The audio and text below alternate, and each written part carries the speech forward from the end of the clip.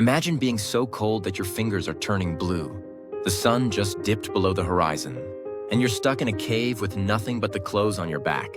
Your family is huddled together for warmth, and you're all genuinely terrified because darkness means predators. But then something miraculous happens. You create fire with nothing but friction and desperation. And just like that, you've changed the entire trajectory of human civilization. But here's the thing. Nobody tells you early humans didn't stumble onto fire by accident. They mastered it with techniques so clever that some of them are still used by survival experts today. So how did humans actually make fire before lighters existed? The answer involves friction, percussion, and a level of practical ingenuity that should honestly blow your mind. Because between roughly 2 million years ago and 10,000 years ago, humans figured out multiple ways to create flame from nothing. And the craziest part? We know exactly how they did it.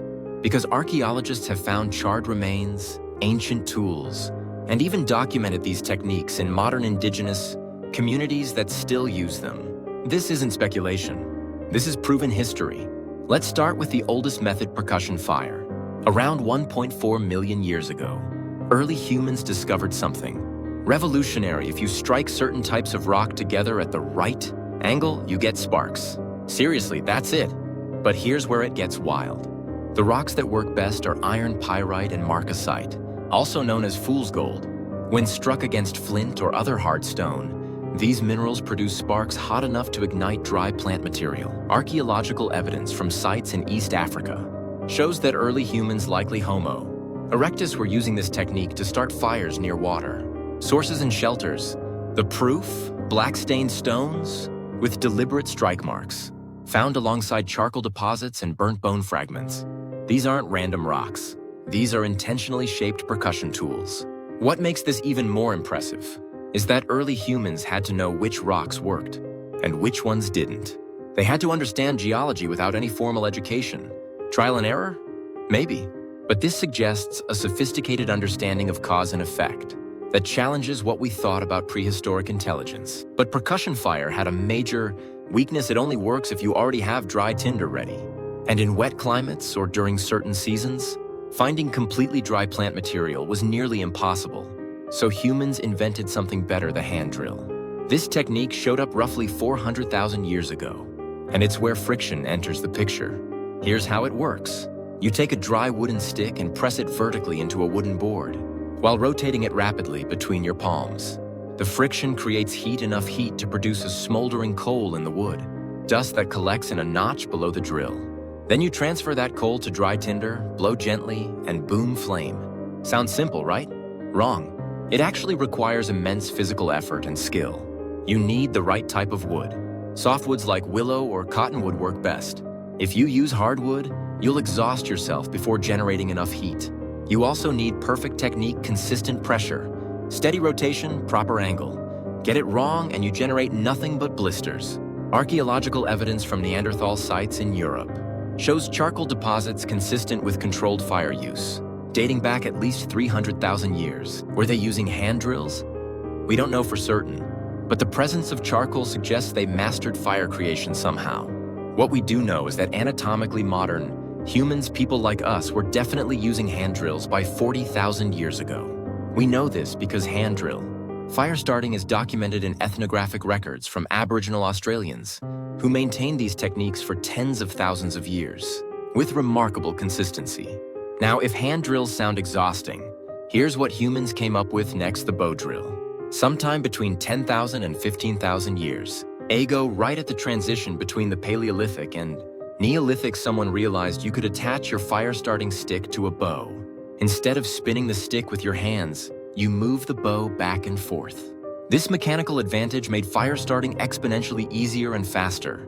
The bow drill uses a cord attached to a wooden bow that wraps around the vertical drill stick. When you pull the bow forward, the stick spins. When you pull back, it spins the opposite direction.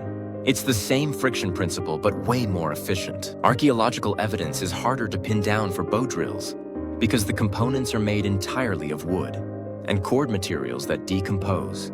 But we have ethnographic documentation from cultures across Africa, Asia, and the Pacific that independently developed bow drills, which strongly suggests this innovation appeared multiple times in human history. The Maasai people of East Africa were documented, using bow drills up until the 20th century. Japanese monks used them to start fires in temples, and Aboriginal Australians had equivalent techniques. The fact that geographically separated cultures all invented virtually identical solutions tells us something crucial: humans were solving the same problem in the same way. Because the physics of friction fire only allows for so many viable approaches. But here's where the story gets even darker and more important. Early humans didn't just make fire for warmth. They made it for psychological survival. Think about this: every single ancestor you had survived the night. That's not luck. That's because they had fire. In caves across Africa, Europe, and Asia, charcoal deposits and burnt bone reveal that humans gathered around fires for protection. The warmth mattered, sure, but the light mattered more. Darkness is where predators hunt. Darkness is where humans are weakest. When you're huddled around a fire, you can see threats coming. You can hunt more efficiently at dawn. You can cook food, which makes it digestible and nutrient-dense, meaning you need less food overall. You can stay warm in harsh climates that would otherwise kill you. Fire literally extended human range. We went from staying in Africa to colonizing every continent on Earth. And it all traces back to humans, figuring out how to make friction do something magical. Sites like Wonderwork Cave in South Africa show evidence of controlled fire use dating back 1.6 million years. That's not accidental fire, that's mastery. So why did humans bother mastering these techniques? When fire naturally occurs from lightning strikes? Because lightning fires are unpredictable. They happen randomly. Early humans needed control. They needed to make fire whenever they wanted, wherever they wanted. And that required innovation. That required testing. That required failure. Lots of it. Imagine the first person who successfully created fire through friction. They probably didn't realize what they'd accomplished. They probably just saw a spark, panic blew it out, and started over. But eventually, someone figured it out completely.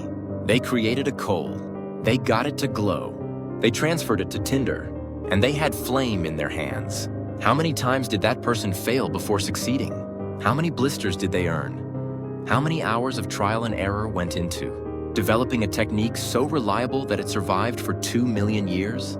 The real answer to how early humans mastered fire without lighters is this: they didn't master it overnight. It took thousands of generations.